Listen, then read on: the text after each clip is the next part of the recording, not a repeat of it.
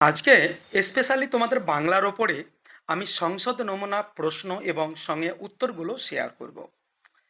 তার আগে তোমাদের আমি পরামর্শ দেব কি বিভিন্ন টপিকগুলো খুঁটিয়ে আলোচনা করার পর সেখান থেকে কোন প্রশ্নগুলো মানে বেশি গুরুত্বপূর্ণ সেই প্রশ্নগুলো অতি অবশ্যই জানা উচিত তোমাদের, কেননা সামনেই তোমাদের থার্ড সেমিস্টারের পরীক্ষা। সংসদ নমুনা প্রশ্ন অধিকাংশ শিক্ষার্থীদেরকে আমি বলবো কি তোমরা অতি অবশ্যই একটি বার হলো দেখে যাও, কেননা এখান থেকে তোমরা প্রশ্নের পরিকাঠামো ও কমনযোগ্য প্রশ্ন মানে প্রশ্নে কোন টাইপের বা কোন ধরনের হতে পারে সেই সম্পর্কে তোমরা কিন্তু একটু অভিজ্ঞতা অর্জন করতে পারবে। তো চলো কথা না বাড়িয়ে আমি শুরু করি সেই সংসদ নমুনা প্রশ্ন একদম বাংলার। প্রথম প্রশ্নটা দেখো, শ্রীযুক্ত জয়রাম মুখোপাধ্যায়ের আদিবাস কোথায় ছিল? এটা নিশ্চয়ই তোমরা পড়েছো আদরিণী গল্প থেকে। অতি অবশ্যই এটা কি হবে? অপশন সি হবে, মানে যশোর।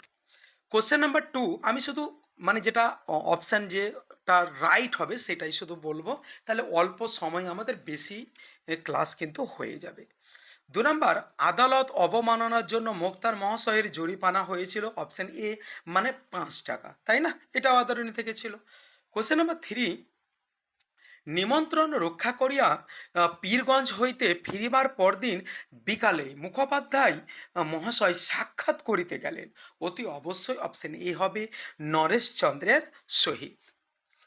কোশ্চেন নাম্বার ফোর, কথায় বলে ব্রহ্মবাক্য, এটা ব্রহ্মবাক্য ড্যাশ, অতি অবশ্যই এটা অপশন হবে ব্রহ্মবাক্য, মানে এখানে হলো বেদ বাক্য।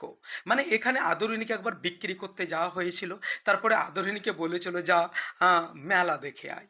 তো এখানে জয়রামের সেই মেলাটা দেখেই হাতিটা এসেছিল, তার কথা অনুযায়ী হাতিটা বিক্রি হয়নি। তো তার বন্ধুদের কথা অনুযায়ী তুমি নাকি বলেছিলে কি মেলা দেখে আয়, তো সে চলে এসেছে। কেননা তুমি আজকালকার মূর্খ ব্রাহ্মণ নয়, একদম তোমার মুখ দিয়ে যে বাক্যটা বেরোয় সেটা যেন মনে হয় ব্রহ্ম বাক্য, অর্থাৎ বেদ বাক্য। এই ব্যাপারটাই সেখানে কিন্তু টেক্সট বুক মানে আদরিণীতে এই ব্যাপারটা আলোচনা করা হয়েছিল। কোশ্চেন নাম্বার ফাইভ, বামুনহাটে মেলা হয়, অতি অবশ্যই অপশন সি, চৈত্র সংক্রান্তিতে। এই পরপর 1 থেকে 5টা যে প্রশ্ন এগুলো অতি অবশ্যই তোমাদের আদরিণী গল্প থেকে। 6 নম্বর প্রশ্ন, তোমার দেখতে পাচ্ছ মহাভাষ্য কার লেখা? অতি অবশ্যই পতঞ্জলি। তারপরে বাংলা ভাষা প্রবন্ধটির লেখক হলেন অপশন বি, স্বামী বিবেকানন্দ। খুবই সোজা প্রশ্ন। কোশ্চেন নাম্বার এইট, বাংলা দেশের মানে স্থানে স্থানে রকমারি ভাষা, কোনটি গ্রহণ করব? অতি অবশ্যই অপশন ডি, মানে কলকাতার ভাষা। কোশ্চেন নাম্বার তোমার 9, আব্দুল করিম খাঁ কোথায় জন্মেছিলেন? অতি অবশ্যই এটা অপশন এ হবে, মানে উত্তর প্রদেশ হবে এটা। কোশ্চেন নাম্বার 10, কবির মানুষকে কোন পথে থাকতে বলেছিলেন? অপশন সি, সত্যের পথে। কোশ্চেন নাম্বার 11, ভ্যান গগের ধর্ম ছিল উন্মাদনা। ভ্যান গগ ছিলেন একজন সি চিত্র শিল্পী। কোশ্চেন নাম্বার 12, আকাশে পুষ্পক আর সপ্তডিঙা সাজে সিন্ধু জলে, পুষ্পক কি? অতি অবশ্যই পুষ্পক হলো একটা হ্রদ। দেখো কোশ্চেন নাম্বার 13, কবি শ্রীজাত ধর্মের নামে দখলদারিকে কি বলেছেন? অতি অবশ্যই অপশন ডি হবে, মানে প্রতিষ্ঠান আনুগত্য। কোশ্চেন নাম্বার 14, দিগ্বিজয় রূপকথা কার লেখা? অতি অবশ্যই অপশন সি হবে, নবনীতা দেবসেন। কোশ্চেন নাম্বার 15, পোটরাজ কে? অতি অবশ্যই পোটরাজ হলো দামা। সেই তার মা বাবা তাকে একটা মারিয়াই মেয়ের কাছে মানত করা হয়েছিল। সে মারিয়াই দেবীর কি করতেন? তিনি তার উপাসনা করতেন, তার দেখাশোনা করতেন, এই জন্য তাকে বলা হয় গ্রামের পোটরাজ, মানে নামটা দামা। কোশ্চেন নাম্বার মানে 16, পোটরাজ রোদে বেরোয় না। অতি অবশ্যই অপশন ই হবে, 3 দিন হয়ে গেল, 3 দিন থেকে সে রোদে বেরোয় না, কেননা সে গুরুতর অসুস্থ। কোশ্চেন নাম্বার 17, যখন সময় সুবিধের না তখন কি করতে হয়? অতি অবশ্যই তোমরা অপশন ডিটাকে বেছে নেবে, সমঝে পার হতে হবে, এটা তার সঙ্গে কবিতা থেকে। কোশ্চেন নাম্বার 18, বর্ণনামূলক ভাষাবিজ্ঞান আলোচনা করে। অতি অবশ্যই খুবই কমন প্রশ্ন এটা, দেখবে খুবই গুরুত্বপূর্ণ প্রশ্ন, কিন্তু অপশন ই এটা ভাষাবিজ্ঞান থেকে। তোমার বি হবে, মানে সমাজ সমকালীন ভাষার গঠন রীতি নিয়ে। কোশ্চেন নাম্বার তোমার 19, বাকযন্ত্রের সাহায্যে ধ্বনিগুলির উচ্চারণ আলোচিত হয় যেখানে, তা হলো অতি অবশ্যই অপশন সি। এটাও ভাষাবিজ্ঞান থেকে, মানে ভাষা থেকে, ধ্বনি বিজ্ঞান। Question number 20। 20 নম্বর কোশ্চেনে তোমরা দেখতে পাচ্ছ বাংলা উচ্চারণে অর্ধ স্বরের সংখ্যা হলো, অতি অবশ্যই অপশন সি হবে, মানে 4টি। কোশ্চেন নাম্বার 21, র ধ্বনিটি হলো, অতি অবশ্যই র যখন আমরা উচ্চারণ করি তখন কিন্তু আমার জীব কম্পিত হয়, ওই জন্য অপশন এ হবে, মানে কম্পিত ধ্বনি। কোশ্চেন নাম্বার 22, শব্দের অর্থের ভিন্নতা বোঝাতে ব্যবহৃত হয়, অপশন সি সমার্থকতা। কোশ্চেন নাম্বার 23, দারুণ শব্দের আদি অর্থ, অতি অবশ্যই অপশন সি হবে কাষ্ঠ নির্মিত। আজকের আলোচনার একদম 24 নম্বর প্রশ্ন তো তোমরা দেখতে পাচ্ছ, উপবাস শব্দটির অর্থ নিকটে বাস, বর্তমান অর্থ অনাহার, এটি শব্দার্থ পরিবর্তনের যে ধারায় পড়ে, অতি অবশ্যই শব্দার্থের এটা রূপান্তর হবে, কেননা উপবাসকে আগে বলা হতো নিকটে বাস, বর্তমানে অনাহার, এটা অতি অবশ্যই শব্দের অর্থের পরিবর্তন হচ্ছে, রূপান্তর হচ্ছে, ওই জন্য অপশানটা হবে অর্থের রূপান্তর। আরও একটা ভাষা বিজ্ঞান থেকে কমন যোগ্য প্রশ্ন 25 নম্বর রূপে আমরা যে কোশ্চেনটা পাবো, থিসরাস হলো একটি অতি অবশ্যই গ্রিক শব্দ, এটার মানেও তোমাদের আমি বলে দিই, অনেক সময় থাকতে পারে রত্নাগার।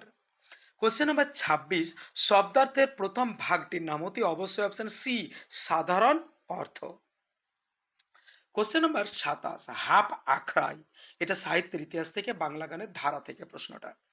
হাফ আখড়াই গানের জন্ম দেন, অতি অবশ্যই অপশন এ হবে মোহন চাঁদ বসু।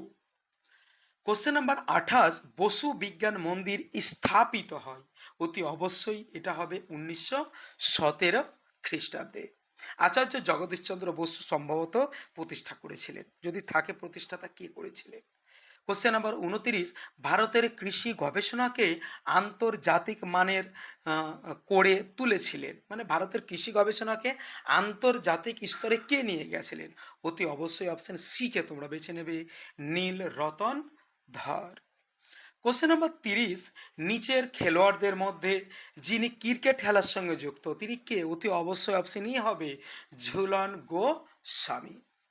আজকের আলোচনার প্রশ্ন, প্রশ্ন নাম্বার 31, প্রিয় শিক্ষার্থী, এই সমস্ত প্রশ্ন পেয়ে তোমরা যদি একটু উপকৃত হও, নতুন হয়ে থাকলে প্লিজ চ্যানেলটিকে সাবস্ক্রাইব করে নেবে এবং নতুন বন্ধুদের শেয়ার করে চ্যানেলের পাশে থাকবে।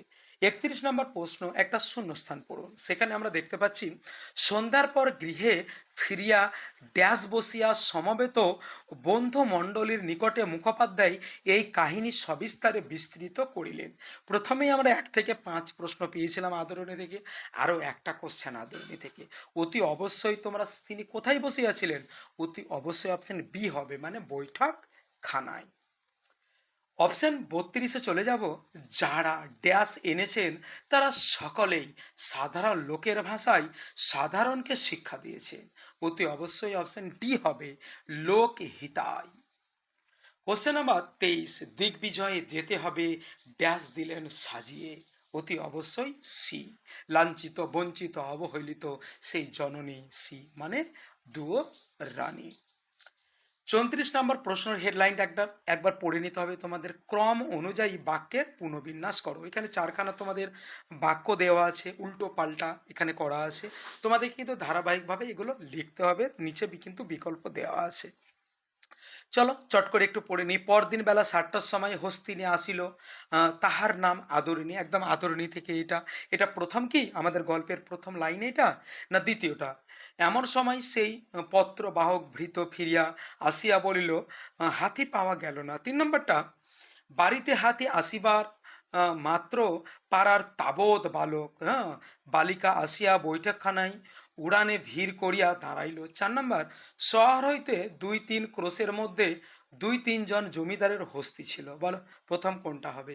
আমরা যেহেতু সাজাই এটা ক্রম অনুযায়ী, তো অবশ্যই তোমার 34 নম্বরের যে প্রশ্নটা তার উত্তরটা হবে কিন্তু সি, মানে প্রথমে 2-1টা হবে, তারপরে 4, তারপরে 1, তারপরে কিন্তু 3। চলে যাব আমরা নেক্সট কোশ্চেন 35 নম্বর, তার হেডলাইনটা দেখে নেব আমরা, সত্য ও মিথ্যা নির্ণয় করো। 1 নম্বরে লেখা আছে, ভাষা হচ্ছে উন্নতির প্রধান কারণ, প্রধান উপায়, লক্ষণ। 2 নম্বর, বুদ্ধিমান অবশ্যই গ্রাম্য ভাষাকে ভিত্তিস্বরূপ গ্রহণ করেন। 3 নম্বর, কলকাতার মানে কলকাতার ভাষায় অল্প দিনে সমস্ত বাংলাদেশের ভাষা হয়ে উঠবে। ৪ নাম্বার চট্টগ্রাম হতে বৈদ্যনাথ পর্যন্ত ওই কলকাতার ভাষায় চলবে। অতি অবশ্যই দেখো এটা অপশন সি হবে। মানে ১ নাম্বার সত্য, ২ নাম্বার মিথ্যা, ৩ নাম্বার সত্য, ৪ নাম্বারও সত্য। অতি অবশ্যই অপশন সি করবে। ৩৬ নাম্বার কোশ্চেন। দেখো দূরপথের ছেলে তার দিকে ঢিল ছড়ে, তারপরে এটা পোটরাজ থেকে। ২ নাম্বার দূরপথ গজগজ করে তোমার আপন মনে। ৩ নাম্বার তোমার সম্মুখে কলা দিই নারকেল দিই। ৪ নাম্বার ছাগল দিই না পারলে মৎস্য দিই। ঠিক আছে তো? এখানে মৎস্য দিই, হ্যাঁ? এখানে দেখো যে ব্যাপারটা আছে এটা অবশ্যই ভুলই হবে। অপশন বি হবে, মানে ১ টা সত্য, ২ সত্য, ৩ মিথ্যা, ৪ ও কিন্তু মিথ্যা হবে। অপশন সি হবে। কোশ্চেন নাম্বার ৩৭, এটা একটা স্তম্ভ। স্তম্ভ ক দেখতে পাচ্ছ তোমরা। এটা ভাষা থেকে আছে। কয়ে ১ নাম্বার মুখের মান্য বাংলার স্বরধ্বনির সংখ্যা। ২ নাম্বার খণ্ডধ্বনির অপর নাম। ৩ নাম্বার একের বেশি স্বরধ্বনির সমন্বয়ে সৃষ্টি হয়। ৪ নাম্বার বাক্যের সুরের ওঠাপড়াকে বলে। খ স্তম্ভ এ বিভাজ্য ধ্বনি, বি যৌগিক স্বরধ্বনি, সি সুর তরঙ্গ, আর ডি ৭টি। বলো কোনটা ম্যাচ করলে হবে তোমার?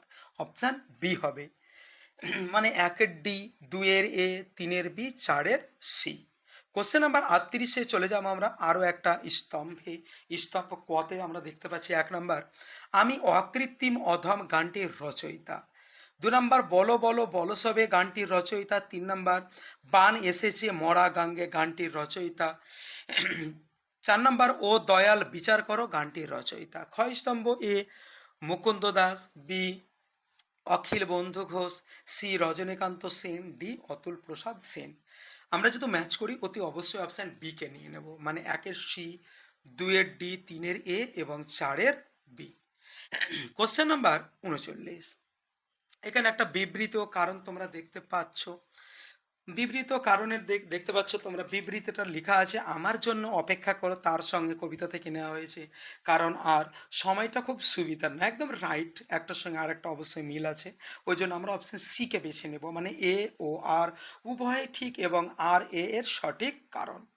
আমাদের কেস ব্যাসেড একটা প্রশ্ন, কোশ্চেন নাম্বার আমাদের আলোচনার একদম লাস্ট কোশ্চেন ৪০ নাম্বার। এখানে আমরা দেখতে পাচ্ছি কি একটা টপিক তুলে দেওয়া আছে, জয়রাম মুক্তার দিকে দৃষ্টিপাত না করিয়া বলিলে না গরুর গাড়িতে চড়ে আমি যাব না। একদম আদরণী থেকে অনেক প্রশ্ন আসছে তোমরা দেখতে পাচ্ছ। যদি হাতি চড়ে যেতে পারি তবেই যাব, নইলে এই বিবাহ আমার যাওয়াই হবে না। উক্তিটির মধ্যে দিয়ে বক্তার যে মানসিকতা প্রকাশ পায়। অতি অবশ্যই এখানে তোমার মুক্তার একটা আভিজাত্য প্রকৃতির লোক, কেননা একসময় তার ৫ টাকা ফাইন হয়েছিল, সেই ফাইনটাকে বন্ধ করার জন্য তিনি কিন্তু ১৭ টাকা খরচা করেছিল। অতি অবশ্যই অপশান এ হবে, হ্যাঁ, আভিজাত্যের গৌরব। প্রিয় শিক্ষার্থী, এইভাবে তোমরা এগিয়ে যাও, মক টেস্ট দাও, আলোচনা করো, প্র্যাকটিস সেট দাও, অতি অবশ্যই একটা ভালো রেজাল্টে তোমরা যেতে পারবে।